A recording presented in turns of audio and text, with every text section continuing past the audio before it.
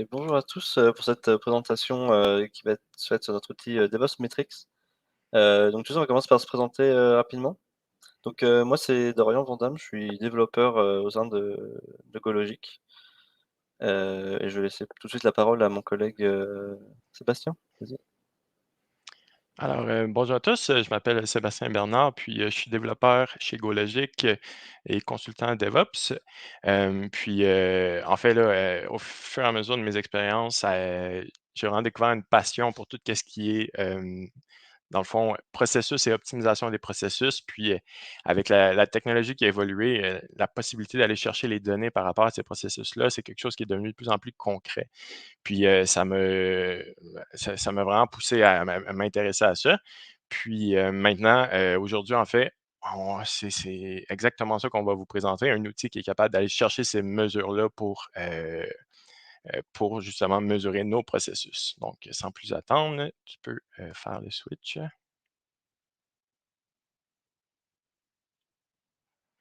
Donc, un petit sommaire de la présentation. Donc, on va commencer avec les origines de la solution, donc d'où est venu le besoin de créer cette solution-là. Par la suite, on va regarder l'architecture et on va avoir une petite démonstration de l'outil. Puis, par la suite, on va aller voir qu'est-ce qu'on peut faire avec les différentes métriques qui ressortent de cet outil-là. Puis, finalement, on va parler de comment contribuer à l'outil parce que ça reste un outil open source qu'on veut pouvoir distribuer au maximum de personnes. Donc, les origines de la solution. Donc, pour commencer, qu'est-ce qu'on va faire? On va faire un petit exercice ensemble. On va utiliser, si vous connaissez ça, en fait, c'est la notion du cercle d'or là, qui a été introduit par Simon Sinek. Donc, on va explorer trois niveaux, pourquoi, comment et quoi. Puis, c'est de cette façon-là, on va aller vraiment creuser d'où est venu le besoin de DevOps métrique. Donc, en tant que consultant DevOps, on va mettre en place souvent de l'automatisation. On va modifier les façons de faire, les façons de travailler. Puis, c'est facile de se perdre à travers tout ça, puis de ne pas savoir c'est quoi l'impact de qu'est-ce qu'on a amené. Donc, c'est vraiment à partir de ça, là, on a commencé à se poser des questions, tu sais, tant du côté du consultant, mais aussi du côté du client, tu sais. Comment on est capable de mesurer tous ces différents changements-là? Donc, c'est vraiment la prémisse de qu'est-ce qui nous a amené à créer l'outil. Donc, si tu peux changer la slide. Donc, pour commencer, donc le pourquoi, donc c'est vraiment améliorer les processus de livraison de valeur en trouvant rapidement les goulots d'étranglement et le gaspillage de temps. Puis, dans le fond, pour expliquer c'est quoi un goulot d'étranglement, j'ai un petit exemple. Donc, par exemple, on a une équipe. Puis, si on équipe, il y a 5 développeurs dedans qui sont capables de créer des features. Donc, chacun des développeurs crée un feature par jour. Euh, Qu'est-ce qui va arriver si, par exemple, il y a juste un QA dans l'équipe qui est capable, lui, de valider un feature? Mais ce qui va arriver, c'est qu'à chaque jour, il va y avoir 5 features qui vont être créées.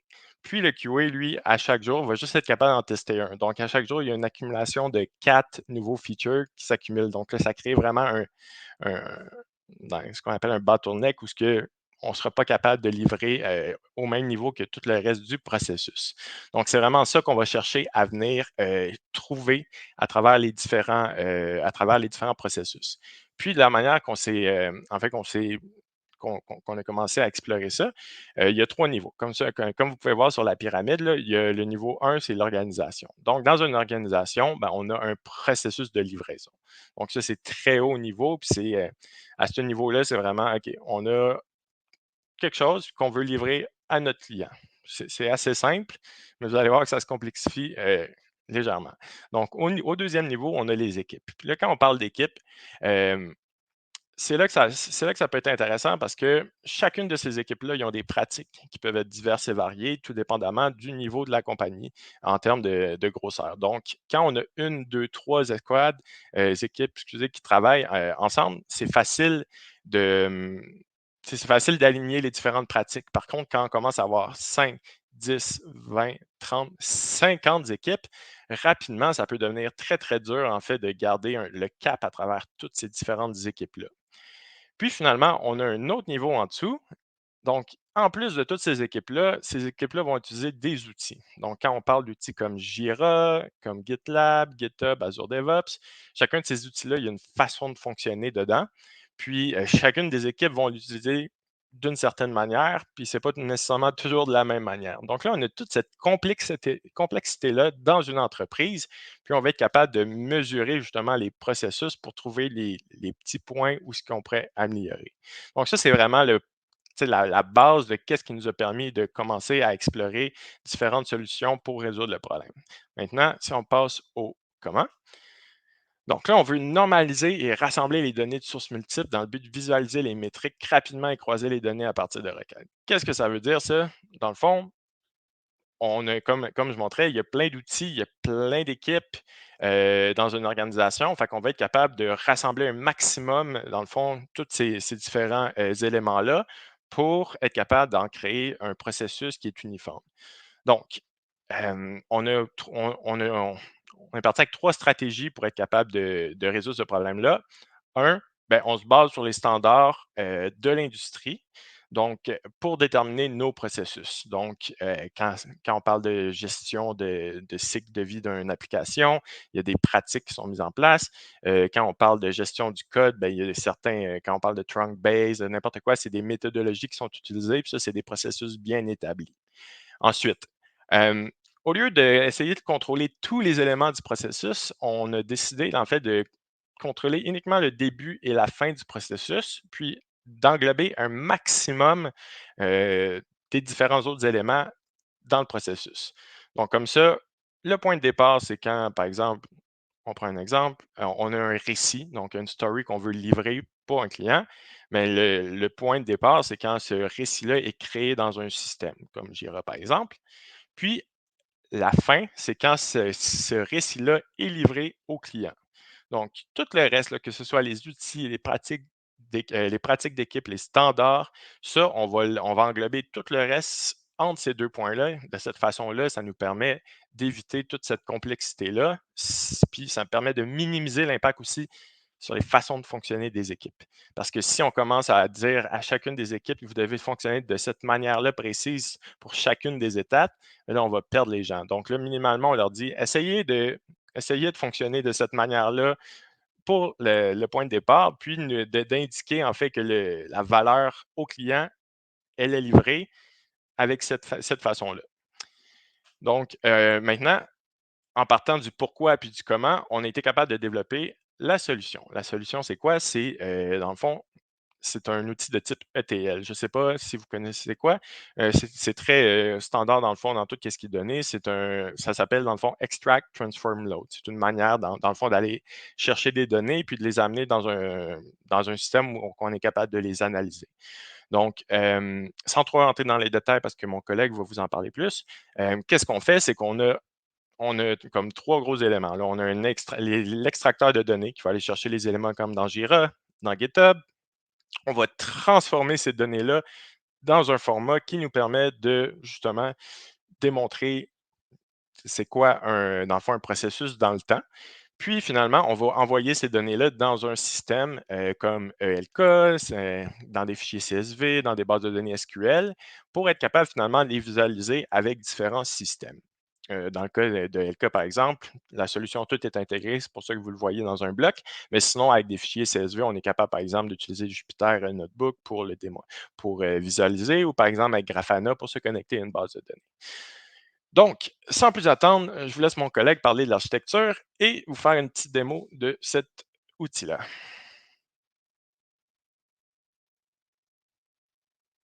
Hop, oui, pas 10 minutes, parfait.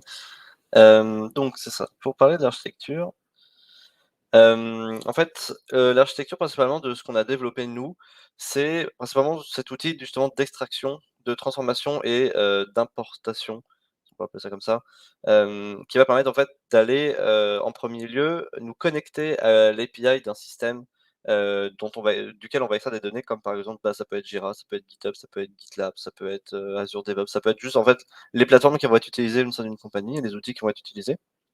Et en fait, ce connecteur-là, on peut le décomposer en 2 plus petites parties. D'une qui va être l'extracteur, donc qui va vraiment être la partie qui va faire les appels API, vers l'outil, et ensuite l'adaptateur qui va, pré-processer en fait la donnée récupérée pour, l'adapter au format qu'on a déterminé qu'on a déterminés qui vont être utilisés par le transformateur ensuite. Donc le transformateur, lui, ce qu'il va faire, c'est qu'il va prendre cette donnée, déjà en partie standardisée et il va finir la standardiser pour l'amener vers un format qui va nous permettre de plus facilement faire nos calculs et de plus facilement, en fait, rendre l'information, des différents systèmes génériques. Dans le sens où on le verra plus tard, on le détaillera, mais on peut catégoriser tous les outils en fonction de la tâche qu'ils gèrent. Donc par exemple, un outil de gestion de version, que ça soit GitHub, que ça soit GitLab, que ça soit, Bitbucket par exemple, ils vont en fait avoir chacun leur spécificité en termes d'API, en termes de format de données, de stockage, de la nomenclature de certaines choses, mais dans le fond, ils vont juste faire la même chose. Donc il y a toujours en fait un format commun, en fonction de ce à quoi l'outil est dédié. Et donc ça va être le rôle du transformateur d'adapter les données pour nous permettre ensuite de faciliter, les calculs de métriques qu'on va faire dessus. Et enfin, l'importateur, lui, il va simplement, s'occuper d'envoyer ces données-là vers une zone de stockage. Ça peut être un fichier CSV, ça peut être une base de données, ça peut être, un data lake par exemple, ou n'importe quelle solution qui aura été mise en place pour stocker les données. Donc, maintenant avant de parler de comment on interprète ces métriques, on va faire rapidement une petite démonstration avec, ce qu'on a fait en local. Donc nous, ce qu'on a en local actuellement, c'est, une petite installation assez simple avec, avec en fait une base de données qui va tourner, donc une base de données MariaDB qui va tourner et qui va permettre de stocker les données et Grafana qui va permettre de faire en fait des affichages, qui nous permettent en fait de faire des dashboards. Donc là, au préalable, on a collecté les données, de différents projets sur Jira, des projets open source, sur Jira Cloud et des projets en interne sur GitLab. Donc on a des données qui viennent à la fois de Jira et des données qui viennent de GitLab, qui sont pas corrélées. Donc ça, c'est un truc qu'on fera, qui sera plus intéressant à l'avenir, c'est d'avoir, par exemple, de pouvoir comparer des données qui viennent du même Jira et des Jira et de GitLab d'un même projet. Mais là, c'est juste à des fins de démonstration de plus de montrer qu'est-ce qu'on peut faire comme type de dashboard, avec quelles métriques on va utiliser principalement. Donc là, par exemple, si je regarde non, je l'ai pas ouvert, bon on le fera on le fera, pas cette fois. Mais en fait, on a les données donc qui ont été préchargées dans une base de données, et donc là, si je vais sur notre Grafana qu'on a développé, en fait, on va avoir un dashboard, qui va en fait montrer plusieurs métriques. Je vais les détailler après, dans les slides, mais en fait, c'est ça qu'on va pouvoir avoir. Dans le détail, en fait, ce qu'on a fait, c'est qu'on a 2 grandes parties à chaque fois dans les dashboards, que ce soit au niveau de Jira ou au niveau de GitLab.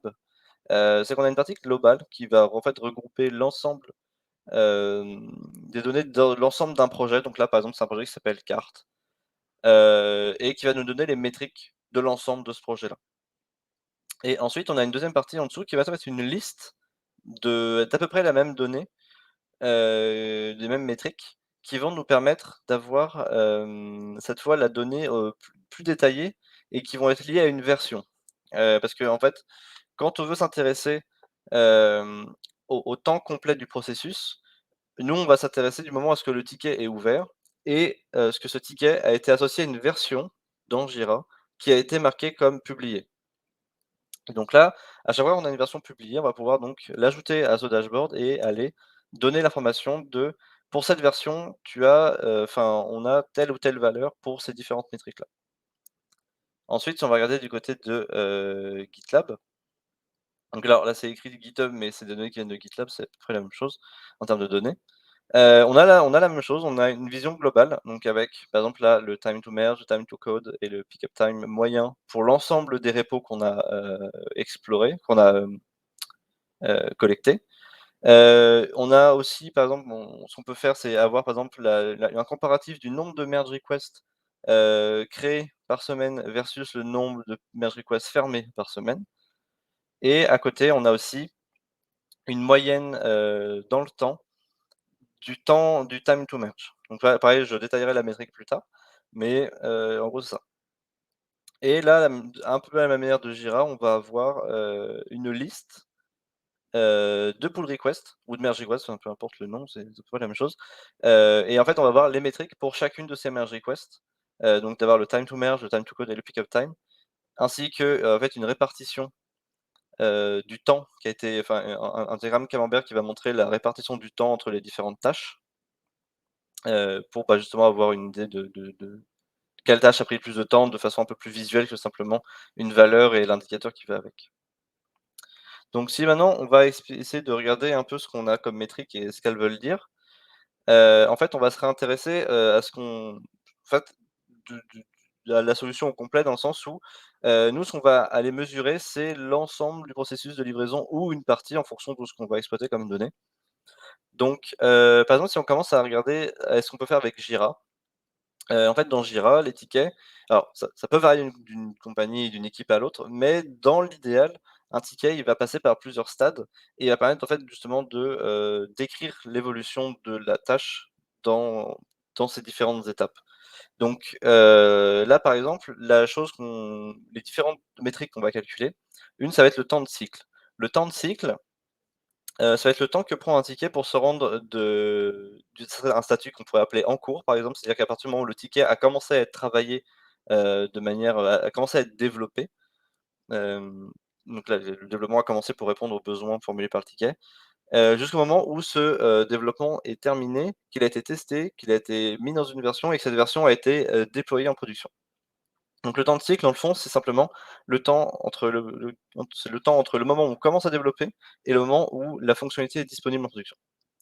De façon plus large, si on s'intéresse, alors on n'a pas noté la flèche ici, mais si on s'intéresse, à l'ensemble du processus de livraison, on peut s'intéresser à ce qu'on appelle le lead time ou alors ça va être je sais pas comment traduire en français là, mais donc le lead time, ce serait en fait le temps entre le moment où la demande est formulée, donc c'est-à-dire le moment où un client, fait la demande d'une fonctionnalité, d'un changement, de quoi que ce soit et le moment où cette fonctionnalité a été livrée en production. Donc là, en fait, dans le fond, ça correspondrait à l'entièreté du processus qu'on a décrit ici, de l'analyse au déploiement. Et enfin, si on s'intéresse à la fréquence de déploiement, là, on va s'intéresser en fait à la fréquence, simplement le délai entre, une nouvelle version et la suivante.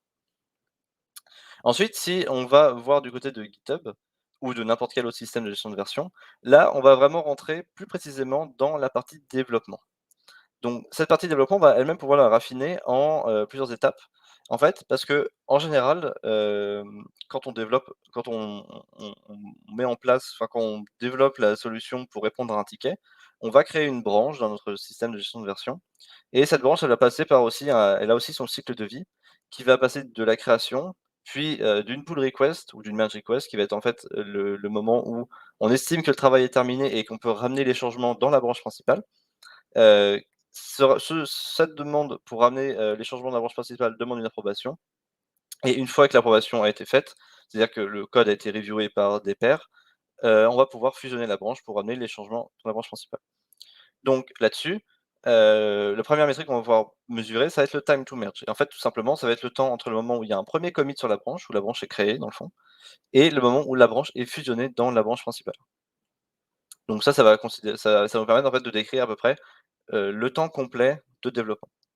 Ensuite, là-dedans, on va pouvoir regarder aussi, plus en détail le time to code et qui va correspondre en fait au temps entre le premier commit et la création de la pull request. Donc en fait, ça va correspondre au temps qu'il aura fallu pour, répondre, au ticket ou à la demande qui a été formulée dans le ticket, mais sans prendre en considération les potentielles demandes de changement qui auront été faites, lors de la review, lorsque un autre développeur un ou plusieurs autres développeurs sont venus, reviewer le code, de celui qui avait fait la pull request dans le fond. Et ensuite, ce pick-up time, qui est la dernière métrique qu'on calcule ici pour l'instant, ça va être le temps en fait qu'il faut pour que, entre la création de la pull request et qu'une approbation soit apportée. Alors c'est comme ça qu'on l'a défini. Ça peut être défini d'autres façons suivant les définitions, mais ici c'est comme ça qu'on s'en sert. On va regarder vraiment le temps, que ça prend pour que quelqu'un apporte une review, après qu'une pull request ait été créée. Donc ensuite, donc là on a un paquet de métriques, on a 7-8 métriques, enfin à peu près 3 ou 4 par, type de, d'outil. Donc ça fait beaucoup de chiffres, mais maintenant qu'est-ce qu'on va pouvoir en faire de ces chiffres-là? Alors je sais plus, est-ce que c'était moi qui présentais ça ou c'était toi Sébastien? C'était toi. OK, pardon. Donc en fait, qu'est-ce qu'on va faire de ces métriques-là? La première chose qu'on peut faire, ça va être justement pour répondre à la problématique initiale, ça va être d'identifier les goulets d'étranglement. Parce qu'une fois qu'on a ces chiffres-là et qui permettent en fait de vraiment, plonger un peu plus en profondeur dans, le processus de développement et surtout d'avoir des chiffres de combien de temps ça prend de faire ça ou ça en moyenne au sein d'une escouade, au sein d'une équipe. Et ben, en fait, une fois qu'on a ces chiffres-là, on va pouvoir simplement, aller regarder lesquels sont, ont des durées anormales. Donc ça va être une première chose. Ensuite, une fois qu'on a identifié ces boulets dérèglements, on va pouvoir prendre des mesures pour justement, y remédier et pouvoir les fluidifier en fait le trafic, enfin la quantité d'informations ou les blocages qui peuvent exister. Et en fait, une fois qu'on a l'outil de métrique qui est en place, on peut simplement suivre ces chiffres-là et voir leur amélioration ou leur détérioration en fonction des changements qu'on va apporter au fonctionnement de l'équipe, de développement. Et donc en fait, ça revient au ça ramène directement au troisième point, c'est qu'en fait, si on peut faire le suivi, on peut également se donner des objectifs d'amélioration. Enfin, j'ai plus fait dans l'autre ordre là, mais vous comprenez l'idée. En fait, ça va me permettre tout simplement de suivre de façon chiffrée, de façon quantitative, les impacts des changements qu'on apporte à une équipe de développement, hein, par exemple, ça peut aussi un changement d'outil, un changement de plateforme et cetera et cetera. Et donc maintenant là, je pense que c'était à toi Seb d'expliquer de comment on peut contribuer à notre outil, DevOps Metrics. Absolument. Donc, juste avant de finir sur cette partie-là, pour l'outil DevOps Metric, on va, pour les prochaines étapes, là, juste mentionner c'est quoi qu'on aimerait faire dans le futur. Premièrement, c'est sûr, en ce moment, on a deux processus de livraison là, qu'on a ciblés, donc la gestion de projet, plus le cycle de vie d'une application, puis tout ce qui est, dans le fond, la gestion du code, puis des différentes des branches. Puis, on aimerait ça aussi amener prochainement, dans le fond, tout ce qui est pour les metrics DevOps, dans le fond, le MTTR et le MTBF, donc le Mean Time to Recovery puis le Mean Time Before Failure. Donc, tout ce qui est, dans le fond, processus de gestion d'incidents. Donc, ça, c'est quelque chose qui va prochainement être amené. Puis, dans le fond, aussi, on aimerait ça être capable justement avec l'arrivée vous l'avez sûrement entendu parler ces temps-ci, là, de tout ce qui est l'intelligence artificielle, ChatGPT, on aimerait ça justement étendre, dans le fond, l'outil pour être capable d'utiliser des fonctionnalités d'intelligence artificielle là, pour vraiment renforcer soit, dans le fond, la précision des données ou bien pour conseiller en fonction des données qui ont été sorties. Maintenant, en passant sur la dernière partie, comment contribuer, tu peux switcher dans le fond de rien. Donc, vous avez un code QR ici. En fait, c'est possible d'aller sur GitHub, dans le fond, puis dans le fond, toute la documentation est là. Comment on fonctionne, dans le fond, on vous l'avait montré, dans le fond, il y a des connecteurs en entrée et en sortie. Dans le fond, avec GoLogic, nous, qu'est-ce qu'on fait? C'est qu'on maintient tout ce qui est les transformateurs, donc les processus qui sont au centre. Donc, on s'assure de les mettre en place puis de les maintenir. Puis, c'est sûr qu'on met en place des connecteurs, mais si vous voulez, dans le fond, vous impliquer, c'est possible pour vous de venir rajouter des connecteurs en entrée et en sortie. Comme ça, vous allez pouvoir augmenter, dans le fond, le nombre de systèmes que c'est possible de venir chercher la donnée. Donc, pour contribuer, vous avez juste à prendre le code QR, vous pouvez aller sur le site, puis la documentation, dans le fond, va expliquer comment venir rajouter différents connecteurs au projet. Donc, c'est vraiment quelque chose qui est important, là. Je pense qu'au niveau du DevOps, on veut briser les silos, puis on va être capable justement d'amener plus de transparence. C'est pour ça qu'on veut vraiment mettre l'emphase sur redonner à la communauté, puis que celle-ci aussi puisse venir ajouter là, du sien pour qu'on puisse être capable de mesurer et puis améliorer tous les processus là, des différentes entreprises. Donc, je vous souhaite une excellente journée, puis j'espère que vous avez aimé notre Lunch and Learn. Bonne fin de journée. Bonne fin de journée, merci.